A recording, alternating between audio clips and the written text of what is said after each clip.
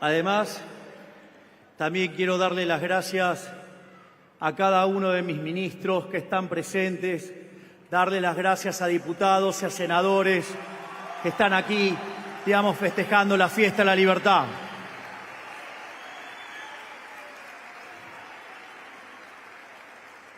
Y como uno no puede ser ingrato, hay que darle las gracias al de la Fundación Feria del Libro, que con el intento de boicot nos regaló esta fiesta. Gracias, kirchneristas.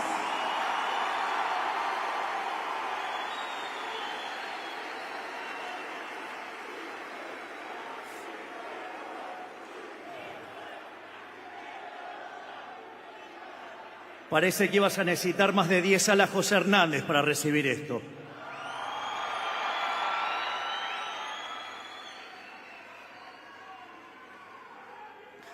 Bueno, ahora vamos, porque en el fondo vengo a presentar mi reciente libro que se llama Capitalismo, Socialismo y la Trampa Neoclásica.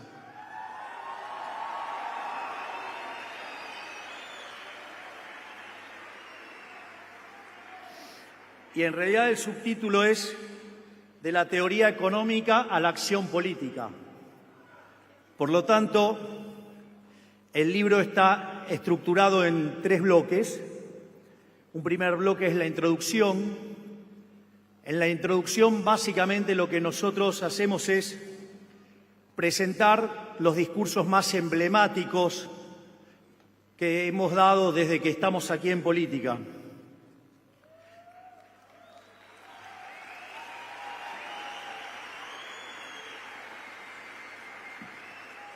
En ese sentido, el primero de los artículos que tiene la introducción es, digamos, el discurso de aceptación del doctorado de honoris causa en el ESIADE,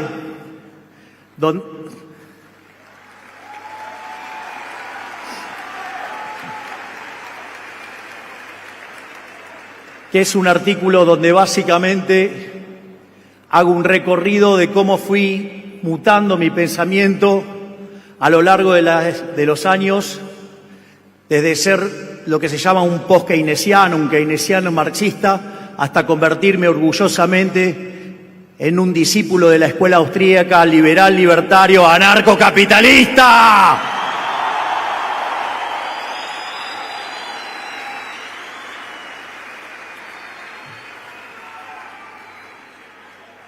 Después, el segundo artículo básicamente es la charla, el discurso de Davos. El día que le dijimos al mundo, Argentina está presente y viene a levantar las ideas de la libertad como nadie en el mundo.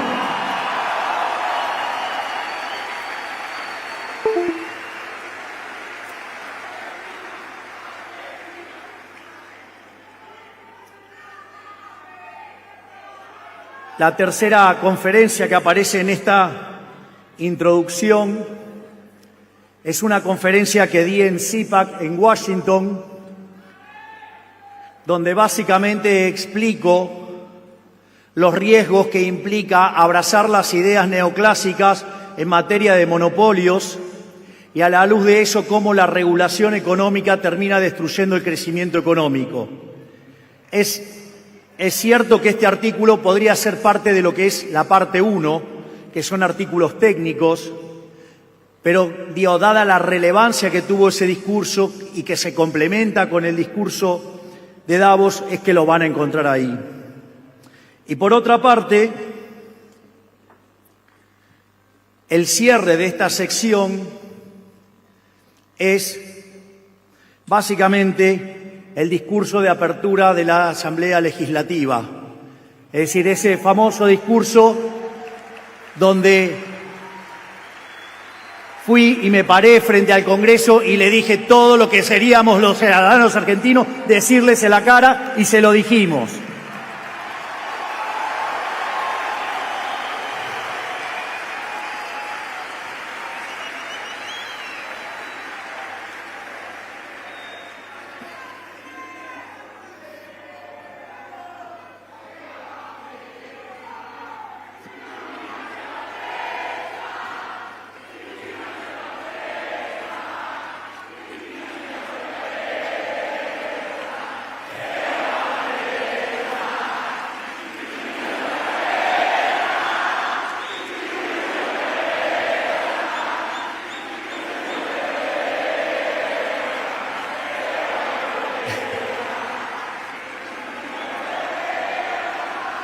Les puedo asegurar que los acompañaría cantando, pero violaría la independencia de los poderes.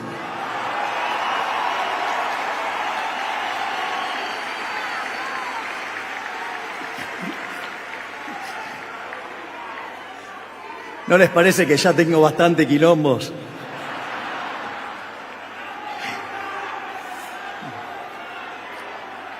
Bien.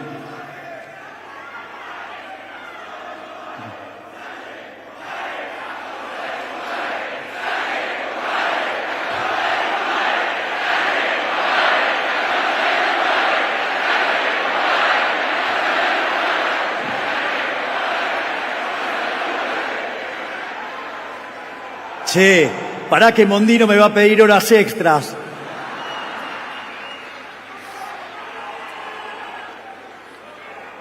Bien, en lo que se llama la parte 1 del libro está propiamente lo que tiene que ver con la estructura de esta idea de capitalismo, socialismo y democracia.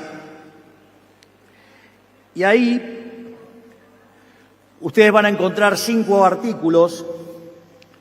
Hay uno donde se plantea el problema desde la perspectiva de la historia del pensamiento económico y es donde yo trato de rastrear el problema dentro de la teoría económica, que después lo voy a explicar. Aparecen todos estos problemas con la teoría neoclásica. Hay un segundo artículo que plantea la misma problemática, pero desde mi campo de especialización, que es el crecimiento económico, y que básicamente ese artículo después va a quedar ligado cuando vamos a la parte del modelo macroeconómico de la parte 2. Por otra parte, el tercer artículo es el artículo, si ustedes quieren, donde queda mayormente concentrada, es un artículo que está en inglés, es un artículo publicado en el Palgrave de Economía Austríaca, donde convocaron a los austríacos más importantes del mundo.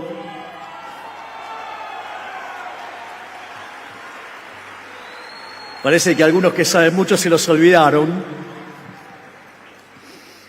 Y por error entré yo. Y básicamente en ese artículo, digamos, va a estar, es un artículo además escrito en honor a Jesús Huerta de Soto.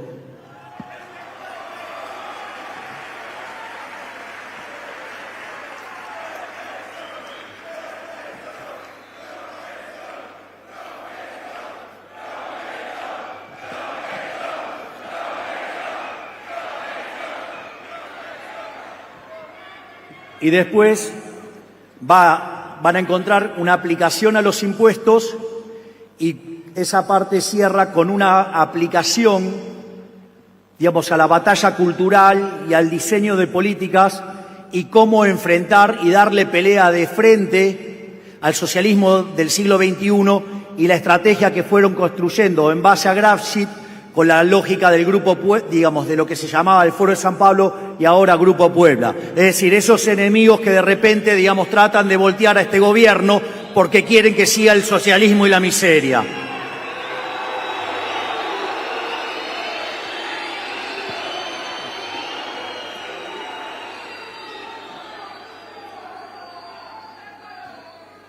Respecto a la parte 2, básicamente lo que se presenta ahí es un modelo básicamente de macroeconomía intertemporal que sirve básicamente para entender cómo miro yo estos problemas.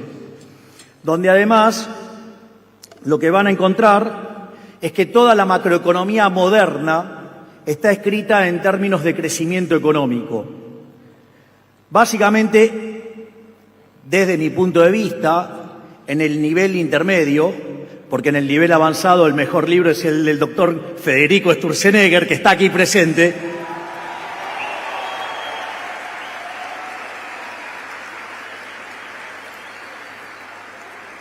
Hay un libro de Barro que se llama Macroeconomics y trabaja con la idea del modelo de Solow. En ese sentido, yo replico el tipo de ejercicio. Después, planteo los problemas que tiene el Solow y aparece, digamos, el primer parche, digamos, para un problema que se llama eficiencia dinámica, que es, el primer parche es la regla de Phelps, pero es solamente un problema.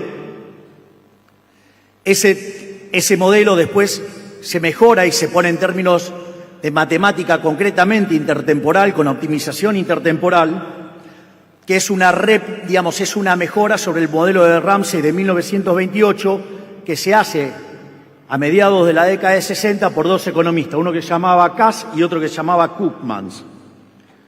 Sin embargo, a pesar de eso, no le encontraban la vuelta para explicar el crecimiento económico. Digo, es más, cuando esos modelos fueron testeados en la vida real, solamente explicaban el 15% y el resto se llamaba residuo de Solow. Es decir, el modelo no explicaba nada, todo quedaba fuera del modelo. En ese sentido, digamos, se hicieron un par de parches, que eso digamos que yo los explicito también cómo se arregla, que es básicamente la incorporación del capital humano o la incorporación del progreso tecnológico. Y de esa manera, ustedes pueden explicar el crecimiento económico. Sin embargo, el problema es que todos esos elementos están dados de manera exógena, es decir, está todo a dedo. Y las dinámicas están descritas a dedo. Por lo tanto, digo, es un parche con el cual los economistas convivimos, pero tenemos que saber que es un parche. Pero les voy a contar algo, porque mi próximo libro, que lo voy a escribir con el doctor Demian Reidel, que está por acá, el genio ese que está ahí, encontramos la solución. Así que ya le estoy avisando que el que viene atrás tiene la solución. Y después, ustedes lo que hacen es, el pensamiento económico evoluciona hacia los modelos de ciclos reales y después agotó un conjunto de supuestos para que se vuelva a parecer al Solow y quede manejable para el gran público. Pero a diferencia del modelo de Barro, que baja por el mercado de trabajo, en este caso nosotros bajamos por el mercado de capital. Al bajar por el mercado de capital no solo derivamos la demanda de trabajo, sino que además, como el capital es lo que en las empresas se llama activo, del otro lado nos queda la deuda y el equity, o sea, el financiamiento de las empresas. Y eso nos permite integrar el mercado de capitales con el mercado monetario y de esa manera queda todo integrado, dinero, mercado de capitales y el lado real de la economía. Tiene una contribución bastante divertida.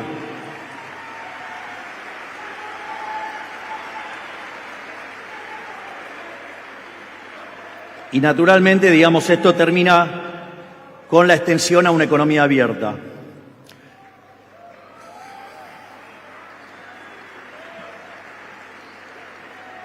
Pero naturalmente el core del libro es lo que se llama la parte 1, digamos, que justamente se llama capitalismo, socialismo y la trampa neoclásica. Entonces, lo primero que hay que pensar es, bueno, es gracioso porque algunos me dicen, che, laburás 16 horas por día, digo, ¿cuándo escribís? Bueno, ¿cuándo lees? Bueno, hago lo que puedo.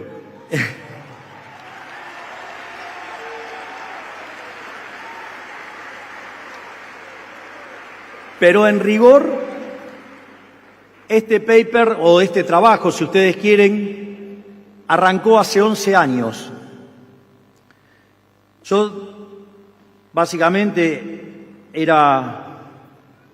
se supone que es mi especialización, crecimiento económico con y sin dinero, y me encontré con un problema que nos encontramos regularmente los economistas cuando miramos los problemas de crecimiento, que se llama el palo de hockey.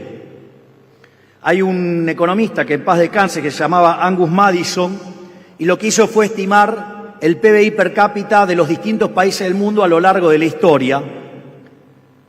Digamos, en general podrían ir hasta antes del año 0 de la era cristiana, pero digamos no tienen diferencia.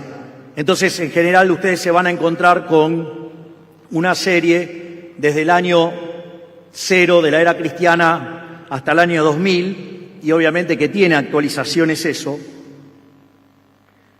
Y lo interesante es que cuando ustedes miran el PBI per cápita durante los 1800 años de esa serie, el PBI per cápita está prácticamente constante. La única suba que tuvo fue del 40% en el siglo XVI, es decir, después del descubrimiento de América. Y eso básicamente repartido en 1800 años daba que la economía crecía en términos per cápita 0,02%. Es decir, ustedes para duplicar el PBI per cápita necesitaban 3.500 años. Es decir, la economía se movía muy lentamente, muy lentamente. Lo interesante es que para el año 1800 en el planeta vivían 800 millones de seres humanos, o sea, no llegábamos a 1.000 millones. Y cuando ustedes toman, en el año 2000, la población se multiplicó casi 8 veces y el PBI per cápita se multiplicó por 14 veces. Eso en economía es un problema enorme, se llama rendimientos crecientes. Es decir, y esto, el primero que lo vio fue Adam Smith con la idea de la fábrica de alfileres. Pero los rendimientos crecientes en economía se suelen asociar con la presencia de monopolios. Y para los neoclásicos los monopolios son malos, porque los monopolios castigan el bienestar. Y la pregunta es, si en el año 1800 el 95% de la población del planeta Tierra se encontraba por debajo de la línea de pobreza extrema, y en el año 2000 ese número era menos del 10%, habiéndose multiplicado por 8 veces la población y teniendo los niveles de vida como nunca tuvimos en la historia de la humanidad. ¿Me pueden explicar en qué cabeza cabe que entonces las estructuras concentradas sean malas? Era obvio que ahí había un problema y de eso se trata esto.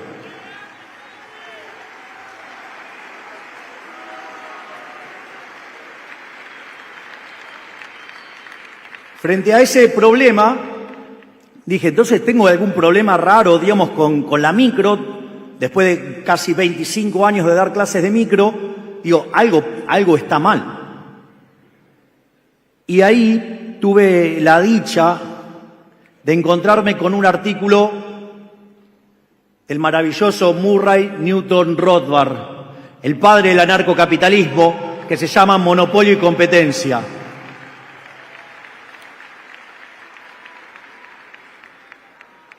Lo primero es que es un artículo que ustedes lo pueden encontrar en español y la traducción está hecha por Alberto Venegas Lynch, padre, es decir, el padre del prócer y el abuelo de Berti.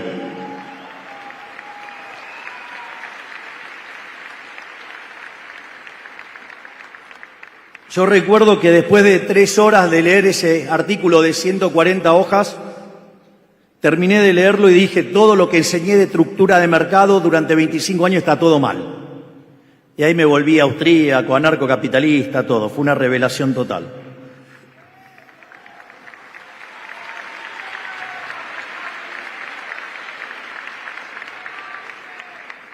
Porque básicamente el problema del monopolio, ustedes tienen primero lo que llamaba Hazlitt la diferencia entre el buen y el mal economista, digo, en el libro de la economía en una lección, que es la diferencia, es que mientras que el mal economista solamente mira un solo sector, un solo periodo, el buen economista mira el equilibrio general, es decir, no solo mira a un sector, sino que mira todos los otros sectores y no solo considera los efectos de corto plazo, sino también los de largo plazo.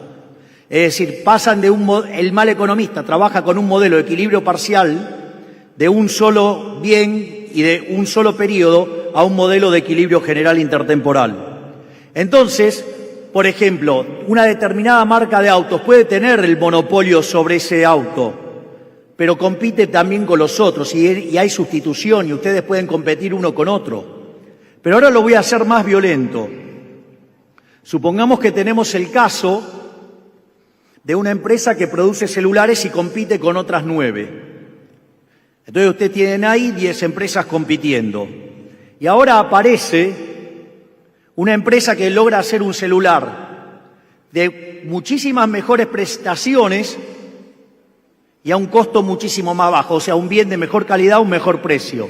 ¿Qué cree que va a pasar con las 9 restantes? Van a quebrar. ¿Y qué tiene de malo eso? No tiene nada de malo, es maravilloso. Si ustedes ahora tienen un teléfono 10 veces mejor, 10 veces más barato y le queda un montón de guita para gastar en un montón de otras cosas. ¡Vamos!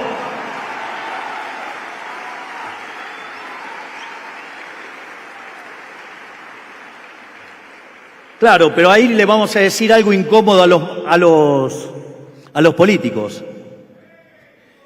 Y es que, en realidad, los únicos monopolios que son malos, que es la verdadera definición de monopolio que la creó Lord Coke, un visionario, Lord Coke, y que es la que toma Adam Smith, que el monopolio es cuando el monarca o el señor feudal le daba a una empresa la potestad para ser la única empresa que vendiera ese producto en ese lugar y que si alguien violaba eso, le caía con toda la fuerza del Estado encima. Es decir, el monopolio es malo cuando el que está en el medio es el Estado. Por lo tanto, el problema sigue siendo el maldito Estado.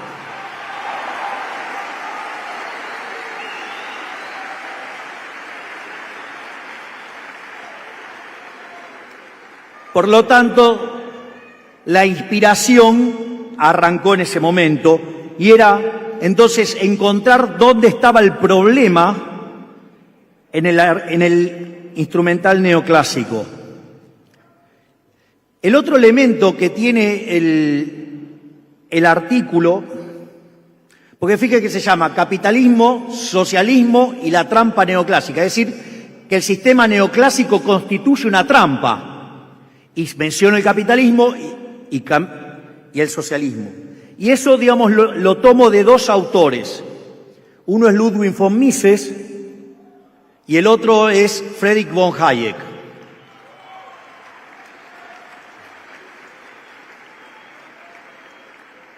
Si ustedes revisan la obra de Mises, Mises les va a decir con claridad meridiana que no hay más que dos sistemas. En un lado van a encontrar el capitalismo de libre empresa, capitalismo de libre empresa. Y del otro lado, opuesto, van a encontrar el socialismo real. Ahora, esa es básicamente los dos polos. Y el otro libro que yo uso como referencia en esto es un libro que acaba de cumplir 80 años, que es Camino de Servidumbre. ¿Qué es el argumento de Camino de Servidumbre? Si pifié la cantidad de años le pido perdón, o sea, más o menos son. Mejor.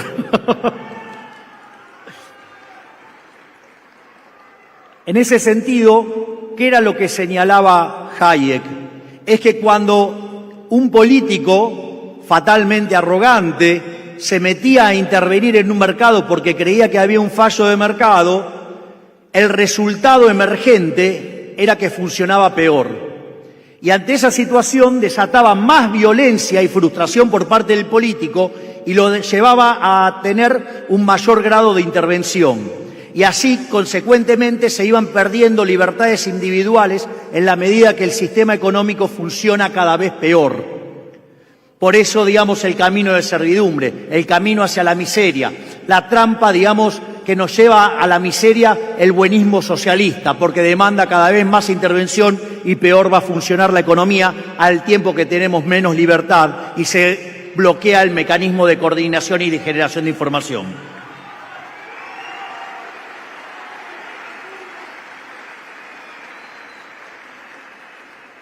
De hecho, Milton Friedman esto lo había puesto en otros términos y con esa genialidad que tenía Milton Friedman para este tipo de cosas dice, a menudo la solución del Estado a un fallo de mercado es una solución muchísimo peor. Vaya que tenemos un buen ejemplo con Argentina.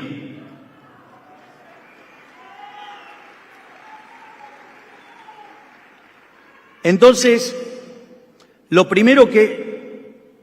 si teníamos que entender esto, lo primero que había que entender era que era mercado. Y esto es muy interesante porque mi experiencia de interactuar con muchos economistas es que cuando ustedes le preguntan qué es mercado no saben.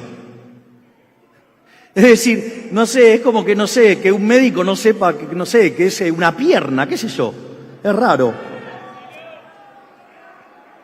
Entonces, eso a mí me llevó a ir explorando lo que es la definición de mercado, al menos mi definición, y yo entiendo al mercado como un proceso de cooperación social donde se intercambian voluntariamente derechos de propiedad.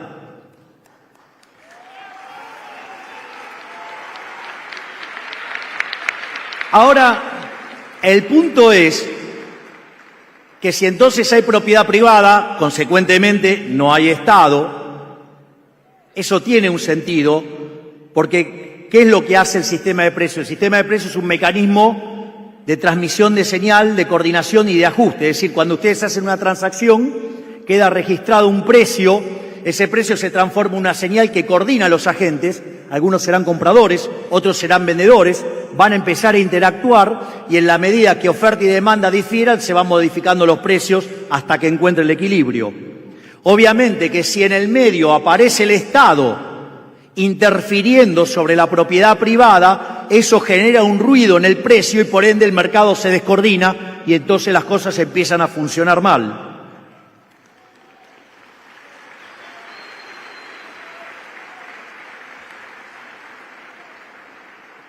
Entonces, eso también, digamos, si bien es muy atractivo, entonces ahora me ponía en conflicto con amigos. Digo, porque me ponía en conflicto con los de Chicago, que también son liberales, pero son liberales neoclásicos. Son liberales, déjense de boludear, dale. Digo, no entremos en el purismo de la 25ª serie detrás del desarrollo de Taylor, porque si no nos comen los zurdos.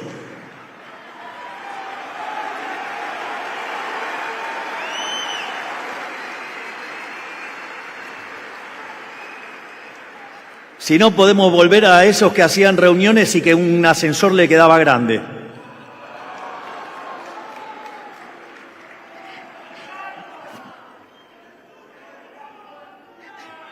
Está.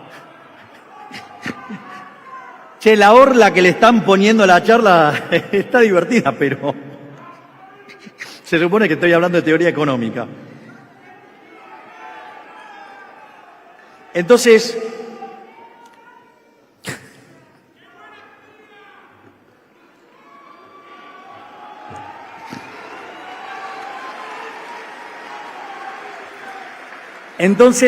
¿qué es lo que sucede?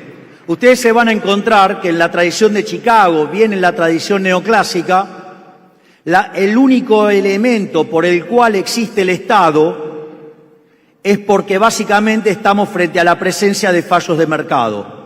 Por lo tanto, lo único que justifica la existencia del Estado y el cobro de impuestos es para que el Estado corrija estos fallos de mercado.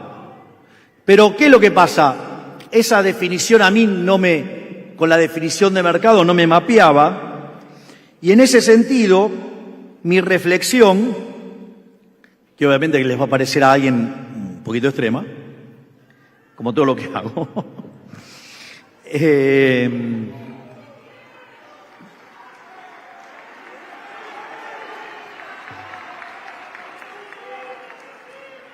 en ese contexto, una de las cosas que yo digo es, los fallos de mercado no existen. Si ustedes consideran que hay un fallo de mercado, lo primero que sugiero es que revisen que no está la intervención del Estado. Porque si está la intervención del Estado, el problema no es el mercado, el problema no es la gente, el problema son los políticos.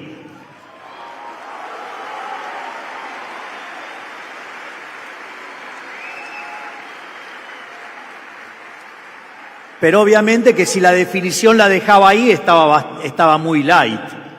Entonces, para hacerla un poquito más reloaded, dije, y si ustedes creen aún así, sin que esté el Estado, hay un fallo de mercado, vayan y hagan el análisis de vuelta porque está mal.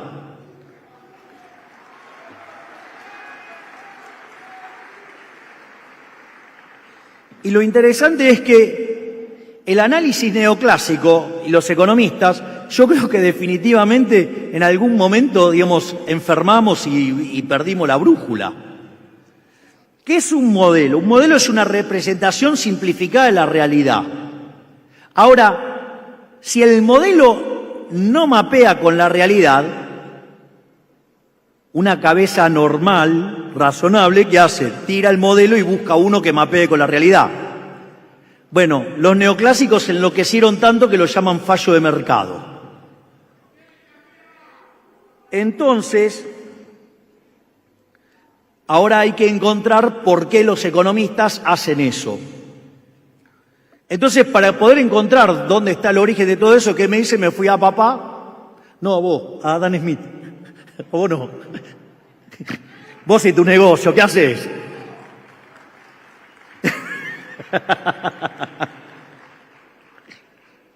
El padre de la criatura está ahí. La mamá también.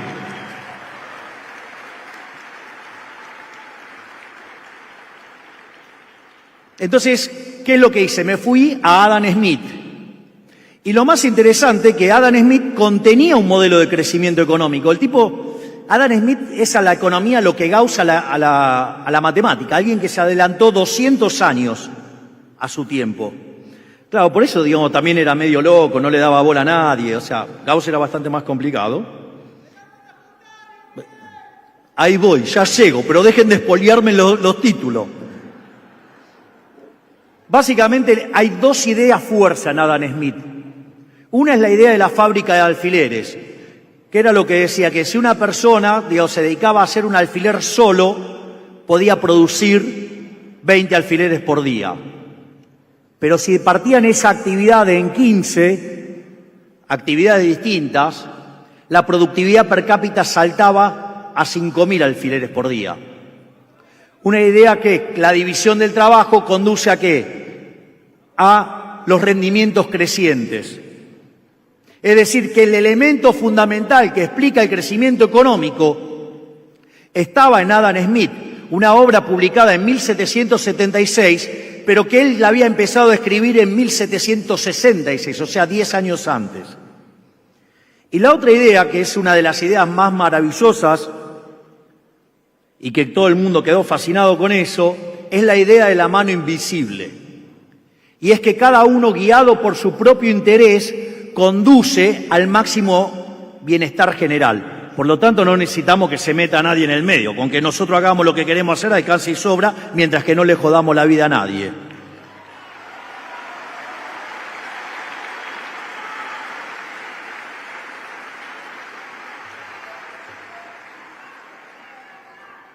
Entonces, ahí, digamos, como no podía faltar el agua fiesta y que arruinaba todo y que, digamos, consideraba a Adam Smith como un loco, o sea, el que la vio, lo trataron de loco, entonces inventó la idea de los rendimientos marginales decrecientes.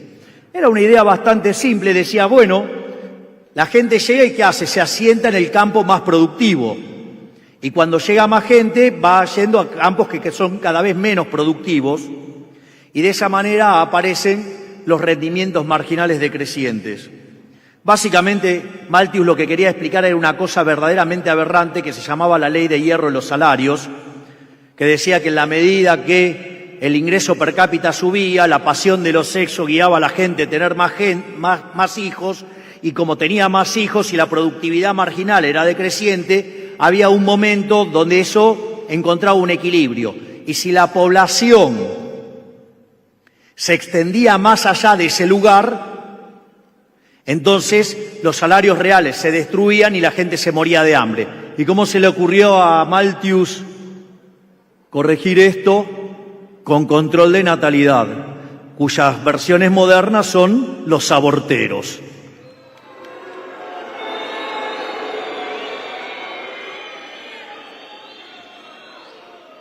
Que dicho sea de paso, si ustedes van y leen el libro de Shemot, o sea, el segundo libro del Pentateuco, es decir, el Éxodo, van a encontrar que ya en esa época era un mecanismo para masacrar poblaciones que estaban usando los egipcios para liquidar a los judíos.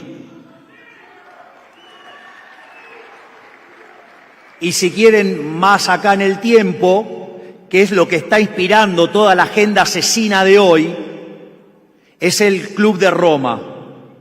Cuando se desclasifican los archivos de este hombre, Nixon, básicamente lo que se encuentra, que inspirados en todas las predicciones del Club de Roma, que decía que cuando llegáramos al año 2000 no iba a haber lugar para más gente en el planeta y se iba a producir un apagón energético y eso iba a hacer caer la cantidad de producción de alimentos y nos íbamos a morir y quedar 1.000 millones, entonces sugerían impulsar la agenda del aborto. Es decir, lo que se creen tan avanzado con la agenda del aborto es una agenda que tiene más de 3.000 años y es una agenda absolutamente asesina por un par de salames que hicieron malas cuentas.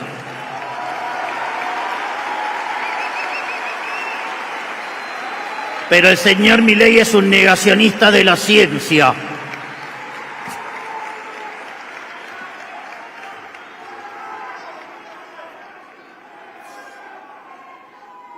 Entonces, continuó el análisis económico. Obviamente que en los herederos de Malthus está David Ricardo, está John Stuart Mill, y después de John Stuart Mill aparecen dos siniestros como Rodbertus y Carlos Marx.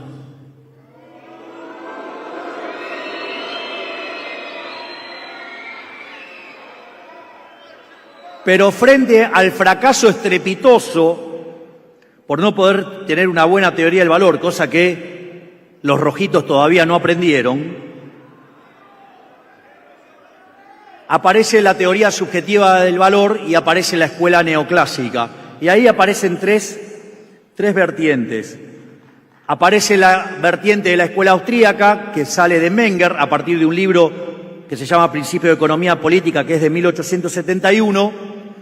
Aparece una línea que baja de William Stanley Jevons y otra línea que baja de León Balrac, que es la línea del equilibrio general.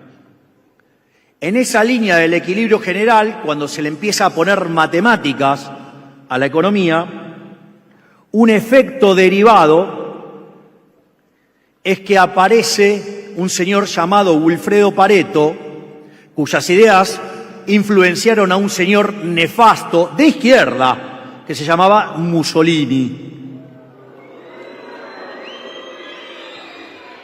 quien básicamente inventó la doctrina del fascismo y que declara abiertamente que él odia el liberalismo, dice que dentro del Estado todo, fuera del Estado nada y nada contra el Estado. Che, qué ignorantes eso que nos dicen fascistas a nosotros, ¿no?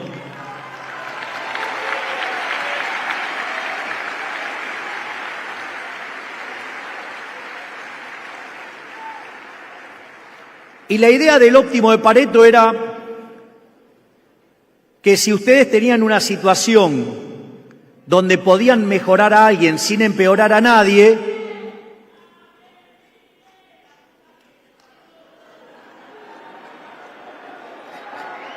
agárratela con Pareto.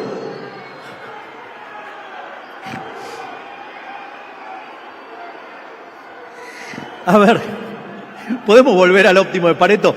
Les aseguro que termino en un ratito y ya, digamos, viene el plato fuerte con Adorno y con Esper, pero termino 3 cosas y vamos.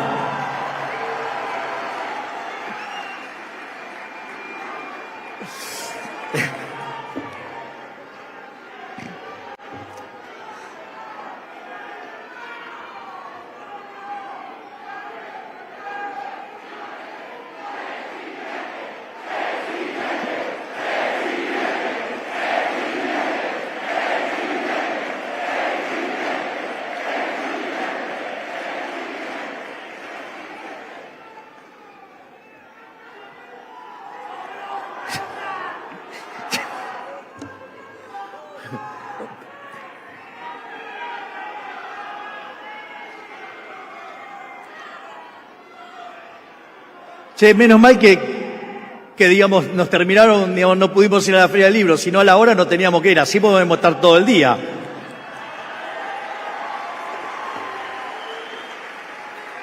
Vamos a la idea del óptimo de Pareto.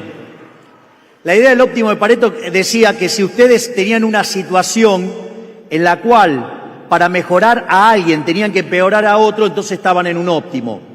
Si ustedes tenían una situación donde podían mejorar a alguien sin joderle la vida a nadie, ustedes podían hacer una mejora paretiana. O sea, no había un óptimo. Y si esa situación ustedes las van corrigiendo, cuando se agotan esas ganancias de bienestar, están en el óptimo de Pareto. O sea, la idea, digamos, para una economía estacionaria parecía bastante razonable. Ahora, ¿qué es lo que pasa? Tal como dijimos, ese mundo que hubo del año 0 al 1800 desapareció con la revolución industrial y la economía empezó a crecer y las mejoras en la calidad de vida se empezaron a notar. Y una de las cosas que se empezaron a dar cuenta los economistas es que había rendimientos crecientes, es decir, que ese mundo que había planteado Malthus para confrontar con Adam Smith no tenía sentido. Entonces aparecieron dos economistas, uno Alfred Marshall, el otro Alvin Young, que básicamente empezaron a explorar cómo explicar el crecimiento económico, es decir, cómo meter adentro de la teoría económica el problema de los rendimientos crecientes. Y en paralelo, entonces empezaron a trabajar economistas en los fundamentos microeconómicos para generar estructuras de competencia con monopolios. Entonces, ahí aparece el modelo de competencia monopolística de Chamberlain y, por otro lado, aparece la teoría del monopolio de Joan Robinson. Ahora, todo esto pasaba allá por la década del 20, del siglo pasado. Viene la Gran Depresión. La Gran Depresión implica un fuerte revés para la escuela austríaca. Y frente a ese revés, digamos que sufre la escuela austríaca, digo, por más que digamos ya había otras cosas para explicar este problema, aparece una de las cosas más oscuras en la historia de la humanidad junto al marxismo, que aparece ¿quién? Keynes, bien.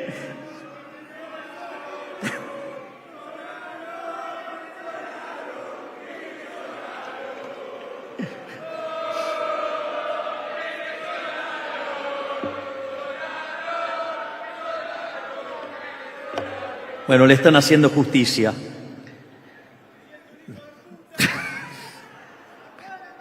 Bueno, entonces, eso, digamos, implicó reventar todo el análisis económico, implicó de hecho, implica en algún sentido, en términos de teoría del valor, volver a la teoría del valor-trabajo, implicó romper un montón de cosas, pero obviamente, como era un mecanismo siniestro e inconsistente, a partir de la década del 50 empieza a fallar y empieza a funcionar mal. Frente a la situación en que empieza a funcionar mal y donde evidentemente esa idea del multiplicador era violar la restricción de presupuesto, es que la economía empieza y busca retomar la tradición balraciana de respetar la restricción de presupuesto. Y en función del trabajo, digamos, que había aparecido sobre existencia del equilibrio a inicios del siglo XX, en un economista matemático que se llamaba Abraham Wall, aparecen las obras de Mackenzie, Debré y Arrow. Voy a contar una infidencia. Ya la conté una vez, les digo, la voy a contar de vuelta. Miren, el modelo, cuando yo leí el modelo de Debré, el libro de Debré, se llama Teoría del Valor. Les puedo asegurar que tiene una belleza matemática que es súper inspiradora. Les voy a decir algo. Casi que les podría decir que la disfruté más que mi primer Playboy.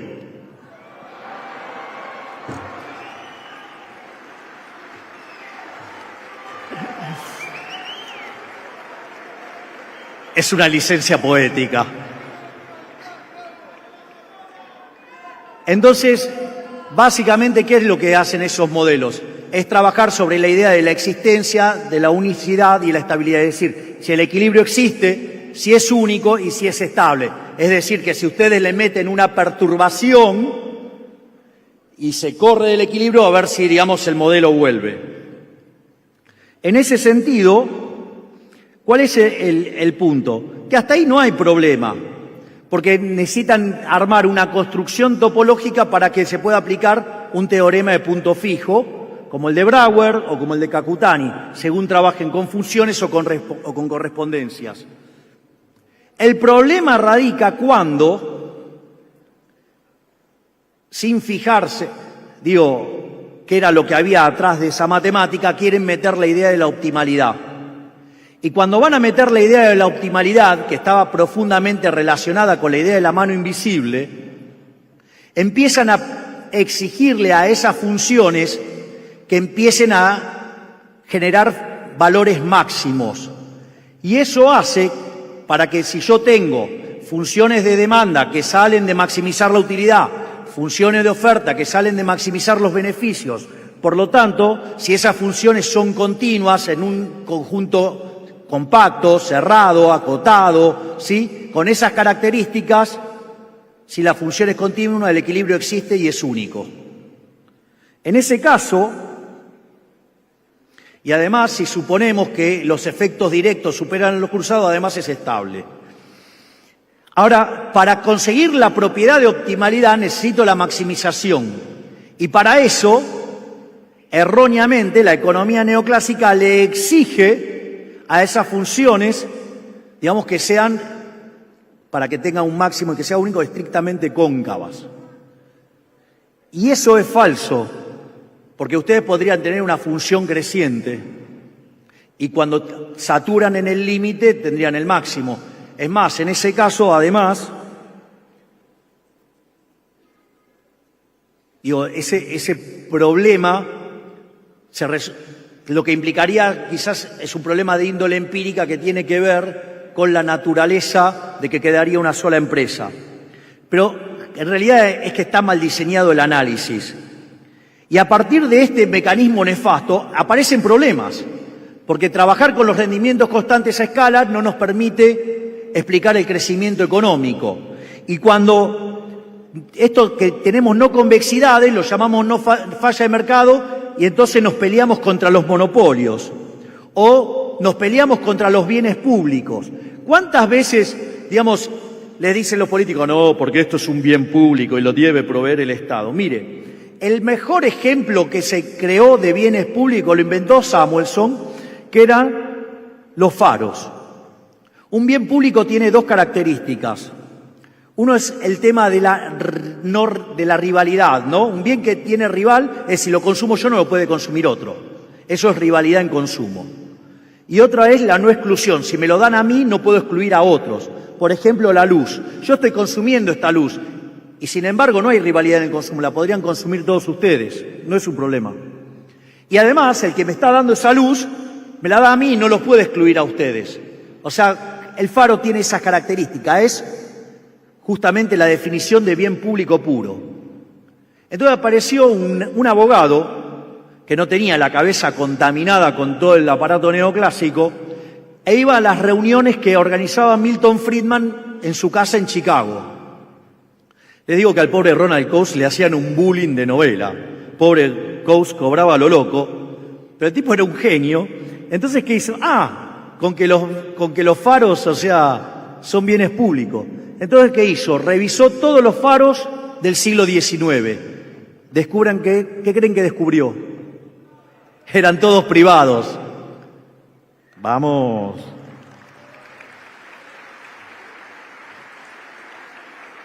Otros problemas que aparecen son los casos de las externalidades, que básicamente también fue resuelto por Coase, asignando derechos de propiedad. Después están los problemas de información asimétrica. Y también el sector privado tiene sus propias soluciones para tratar los problemas del riesgo moral, de la selección adversa y crear su propio signaling. ¿O acaso no nos estamos haciendo una panzada con el principio de revelación?